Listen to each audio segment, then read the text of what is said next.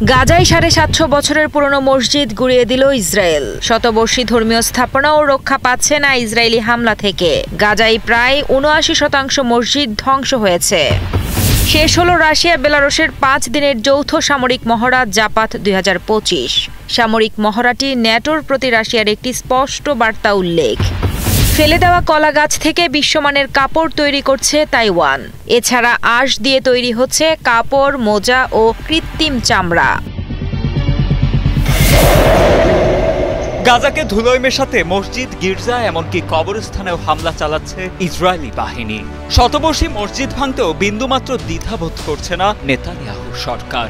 ১৬ September Gaza উপত্যকার তুরফায় ৭৫০ বছরের পুরনো একটি মসজিদে বিমান হামলা চালায় ইসরায়েলি সেনারা।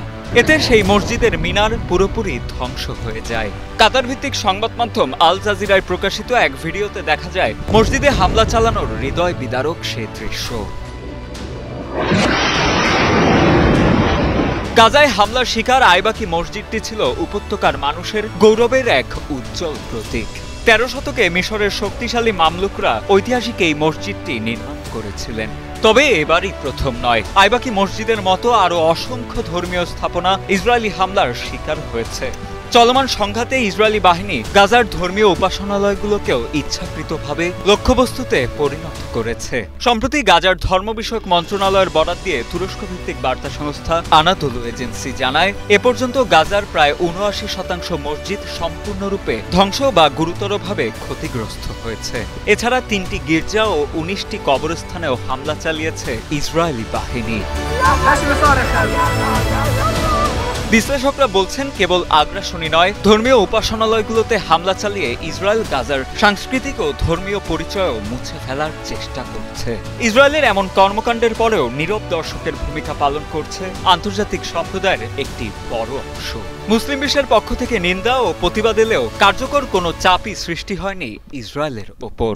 এই নীরবতা একদিকে যেমন কেড়ে নিচ্ছে হাজারো নিরীহ প্রাণ, অন্যদিকে পুরো উপত্যকাকে ঠেলে দিচ্ছে ধ্বংসযজ্ঞের নির্মশায়।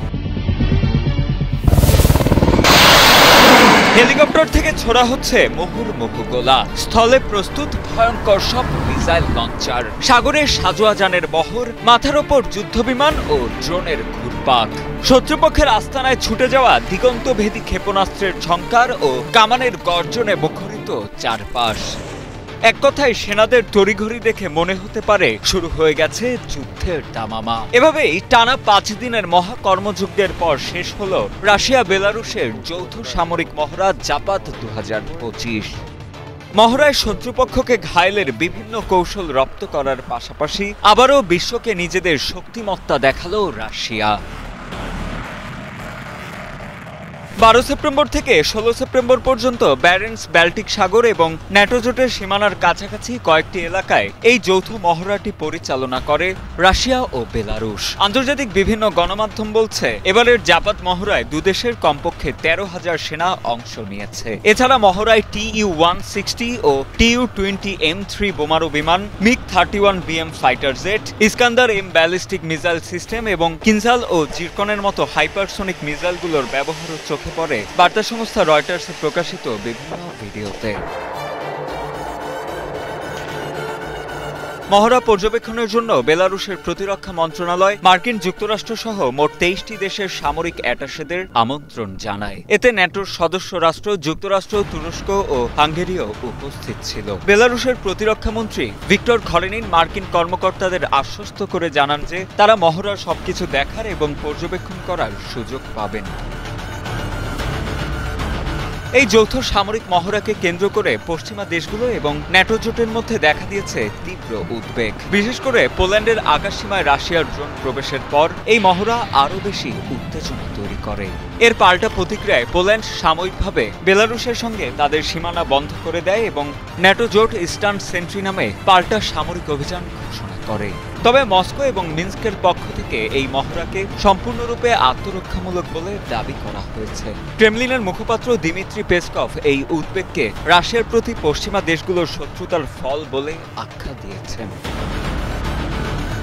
বিশ্লেষকদের ভাষ্য, এই মহড়া কেবল সামরিক প্রশিক্ষণই নয়, বরং এটি রাশিয়া এবং বেলারুশের পক্ষ থেকে ন্যাটোর প্রতি একটি স্পষ্ট বার্তা। সামরিক বিশ্লেষকরা বিশেষত উদ্বেগ প্রকাশ করেছেন, কারণ এই মহড়ার পরিকল্পনায় আরও শক্তিশালী ধ্বংসাত্মক ক্ষমতা সম্পন্ন অস্ত্র ব্যবহারের বিষয়টি অন্তর্ভুক্ত ছিল। 2021 সালের জাপাত মহড়ার পর ইউক্রেন আগ্রাসনের প্রেক্ষাপটে এবারের মহড়াকে ন্যাটো জোটের পূর্ব সীমান্তে ভবিষ্যৎ সংঘাতের একটি সম্ভাব্য ইঙ্গিত হিসেবে দেখছেন বিশ্লেষকেরা। সাগরের অগভীর অংশে আটকে ছিল একটি বিশাল পণ্যবাহী জাহাজ। জাহাজে আটকে পড়া 7 জন নাবিককে নাটকীয়ভাবে উদ্ধার করে কোস্টগার্ডের একটি হেলিকপ্টার। 18 সেপ্টেম্বর বৃহস্পতিবার ভোরে তুরস্কের কোজাইলি প্রদেশের কেফকেন উপকূলের কাছে একটি বড় পণ্যবাহী জাহাজ সাগরের জড়ায় আটকে যায়। র্যাপিড নামের প্রায় 82 মিটার লম্বা জাহাজটি তানজানিয়ার পতাকাবাহী। স্থানীয় সময় ভোর 5:34-এর দিকে হঠাৎ করে এটি সাগরের অগভীর অংশে মাটির সাথে ধাক্কা খেয়ে আটকে যায়। খবর পেয়ে তুরস্কের উদ্ধারকারী দল দ্রুত ঘটনাস্থলে ছুটে যায়। প্রথমে উদ্ধারকারী নৌকা পাঠানো হলেও পরে দেশটির কোস্ট গার্ডের একটি হেলিকপ্টার মূল অভিযানে নামে। হেলিকপ্টারটি জাহাজের উপরে উড়ে গিয়ে একে একে 7 জন নাবিককে উড়িয়ে নিরাপদ স্থানে সরিয়ে নিয়ে আসে। কর্তৃপক্ষ জানিয়েছে, উদ্ধার হওয়া সকল নাবিক সুস্থ এবং নিরাপদ আছেন।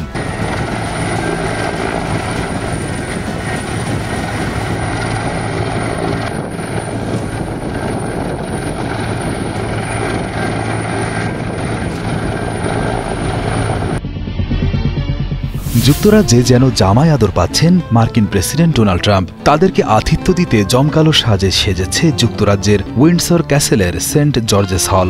মার্কিন প্রেসিডেন্ট ও ফার্স্ট লেডির জন্য রাজকীয় নৈশভোজের আয়োজন করেন রাজা তৃতীয় চার্লস ও রানী ক্যামিলা। 17 সেপ্টেম্বর রাতের রাজকীয় ওই আয়োজনে কূটনীতি, খাবার, ঐতিহ্য, সঙ্গীত কোনো কিছুরই যেন কমতি ছিল না। ট্রাম্প, মেলানিয়া সহ রাজার অতিথি হয়েছিলেন বিশ্বের 160 জন গণ্যমান্য ব্যক্তি। ঝকঝকে হল ঘরে খাবার পরিবেশন করেন সৈন্যদের মতো সুশৃঙ্খল কর্মীরা। টেবিলে সাজানো ছিল 1452 পিস ছুরি, চামচ এবং তৈজসপত্র। এক একজন অতিথির সামনে ছিল 5 রকমের গ্লাস। ভোজসভার মেনুটি সম্পূর্ণ ফরাসি ভাষায় লেখা হয়েছিল, যা অনুবাদ করলে পাওয়া যায় কিছু সুস্বাদু পদের বিবরণ। খাবারের শুরুতে ছিল হ্যাম্পশায়ার ওয়াটারক্রেস প্যানাকোটা, যার সঙ্গে ছিল পারমেসান শর্টব্রেড এবং কোয়েল ডিমের সালাদ। এরপর মূল পদে পরিবেশন করা হয়েছিল অর্গানিক নরফোক চিকেন ব্যালোটাইন, যা ছিল জুচিনিতে মোড়ানো এবং থাইম ও সেভারি দিয়ে তৈরি একটি বিশেষ সস দিয়ে পরিবেশিত। ডেজার্টে ছিল ভ্যানিলা আইসক্রিম বম্ব, যার ভেতরে ছিল কেন্ট র্যামবেরি সরবেট এবং হালকা সেদ্ধ ভিক্টোরিয়া পাম। শুধু খাবারই নয়, পানীয়ের তালিকাও ছিল বেশ জমকালো। অতিথিদের জন্য ছিল বিভিন্ন ধরনের ওয়াইন। বিশেষ পানীয় হিসেবে ছিল 1945 সালের পোর্ট ওয়াইন, যা মূলত ট্রাম্পের 45তম মার্কিন প্রেসিডেন্ট হিসেবে সম্মানে পরিবেশন করা হয়েছিল। এমনকি 1912 সালের কক নাগো ছিল, যা প্রেসিডেন্টের স্কটিশ বংশোদ্ভূত মায়ের জন্মসালকে স্মরণ করে রাখা হয়। ট্রাম্প যদিও অ্যালকোহল পান করেন না, তবুও তার জন্য একটি বিশেষ ককটেল তৈরি করা হয়েছিল, যার নাম ট্রান্স আটলান্টিক হুইস্কি শাওয়ার। এটি তৈরি করা হয়েছিল John Walker whisky, citrus, marmalade, pecan foam এবং টোস্টেড মার্শমেলো দিয়ে। ডোনাল্ড ট্রাম্প এবং মেলানিয়ার জন্য আয়োজিত এই রাজকীয় ভোজ সভায় রাজনৈতিক নেতা এবং প্রযুক্তি জগতের ব্যক্তিত্বরাই প্রধান অতিথি ছিলেন। এতে রাজা তৃতীয় চার্লস ও রানী ক্যামিলা ছাড়াও ছিলেন প্রিন্স উইলিয়াম, প্রিন্সেস কেট এবং প্রিন্সেস অ্যান। যুক্তরাষ্ট্রের পক্ষ থেকে ছিলেন পররাষ্ট্রমন্ত্রী মার্কো রুবিও এবং ট্রাম্পের বিশেষ দূত স্টিভ উইটকফ। অন্যদিকে ব্রিটিশ প্রধানমন্ত্রী কিয়ার স্টারমার এবং কনজারভেটিভ পার্টির নেতা কেমি বার্ডেনকও উপস্থিত ছিলেন। প্রযুক্তি জগতের দিক থেকে অ্যাপলের প্রধান টিম কুক, ওপেন এআই এর প্রধান নির্বাহী স্যাম অল্টম্যান এবং বিনিয়োগ সংস্থার প্রধান স্টিফেন শোয়ার্জম্যানও উপস্থিত ছিলেন। তবে অনুষ্ঠানে কোনো বড় তারকা বা হলিউড সেলিব্রিটি উপস্থিত ছিলেন না। কলাগাছ সিদ্ধ করা হচ্ছে বিশাল সাইজের প্রেসার কুকারে। এই সিদ্ধ কলাগাছ থেকে তৈরি হবে সুতো, আর তা থেকে কাপড়, মোজা, এমনকি কৃত্রিম চামড়াও। কলাগাছ থেকে সফলভাবে কাপড় তৈরির এই মহাযজ্ঞ চলছে তাইওয়ানে। তাইওয়ান এখন উন্নত সেমিকন্ডাক্টর উৎপাদনে বিশ্বের শীর্ষস্থানীয় হলেও একসময় এখানকার মানুষের কাছে কলা ছিল গর্বের প্রতীক। উদ্যোক্তা নেলসন ইয়াং এবং তার প্রতিষ্ঠান ফার্ম টু ম্যাটেরিয়াল সেই কলা গাছের আঁশ ব্যবহার করে এমন কাপড় তৈরি করছে যা একদিন বিশ্বখ্যাত স্নিকার ব্র্যান্ডগুলোকে সরবরাহ করার স্বপ্ন দেখছে। 2018 সালে ইউরোপের স্নিকার ব্র্যান্ডগুলো ইয়াংকে জানায় তারা এমন উপাদান খুঁজছে যা একই জমি থেকে খাবার এবং কাপড় উভয় তৈরি করতে পারে। এই ধারণাকে বাস্তবে রূপ দিতেই ফার্ম টু ম্যাটেরিয়ালের প্রতিষ্ঠাতা এবং সিইও নেলসন ইয়াং কাজ শুরু করেন। আমরা উপকরণ সংগ্রহ করার পর সেগুলোকে আমাদের কারখানায় নিয়ে আসি, যেখানে সেগুলোকে চূর্ণ বিচীর্ণ এবং চাপ দেয়া হয়। এরপরে জীবাণুমুক্ত করা হয়। এরপর সেগুলো সিনথেটিক চামড়ার কারখানায় পাঠানো হয়। জাপানি ঔপনিবেশিক শাসনের সময় অর্থাৎ 1895 থেকে 1945 সালে তাইওয়ান ফল, বিশেষত আনারস ও কলার জন্য বিখ্যাত ছিল। 1960-এর দশকে তাইওয়ান নিজেদেরকে কলা রাজ্য হিসেবে ঘোষণা করে রপ্তানি বাড়ানোর চেষ্টা করে। যদিও এখন প্রযুক্তি খাত সেই অবস্থান দখল করেছে, তবুও কলা এখানকার মানুষের কাছে এখনও এক আবেগের জায়গা। ইয়াংয়ের কোম্পানি কলাগাছের মাঝের অংশ, যা সাধারণত ফসল তোলার পর ফেলে দেওয়া হয়, তা থেকে আঁশ সংগ্রহ করে। এই আঁশগুলো পিষে এবং শুকিয়ে কাপড় তৈরি করার জন্য উপযুক্ত করা হয়। এই আঁশ থেকে তৈরি সুতো তুলা বা কটনের সাথে মিশিয়ে মোজা বানানো যায়। এমনকি এই আঁশ থেকে ভেগান লেদারও তৈরি করা সম্ভব। তাইওয়ানের টেক্সটাইল ফেডারেশনের উদ্ভাবনী ও টেকসই নকশা বিভাগের পরিচালক শার্লট চিয়াংয়ের দাবি, কলাগাছের তন্তু ভবিষ্যতে নতুন দিগন্ত উন্মোচন করতে পারে। পানি ব্যবহার, শোষণ ক্ষমতা এবং সরবরাহের স্থায়িত্বের দিক থেকে কলার আঁশ সাধারণত তুলার চেয়ে ভালো। তবে আন্তর্জাতিক বাজারে প্রবেশের জন্য এলএসএ বা জীবনচক্র মূল্যায়ন প্রতিবেদন প্রয়োজন। ফার্ম টু ফার্ম ম্যাটেরিয়ালের জন্য আমাদের সুপারিশ হলো কলা ফাইবারের জন্য একটি মানসম্মত স্পেসিফিকেশন স্থাপন করা, সামঞ্জস্যপূর্ণ গুণগত মান নিশ্চিত করা এবং পরিমাণগত তথ্য প্রদান করা।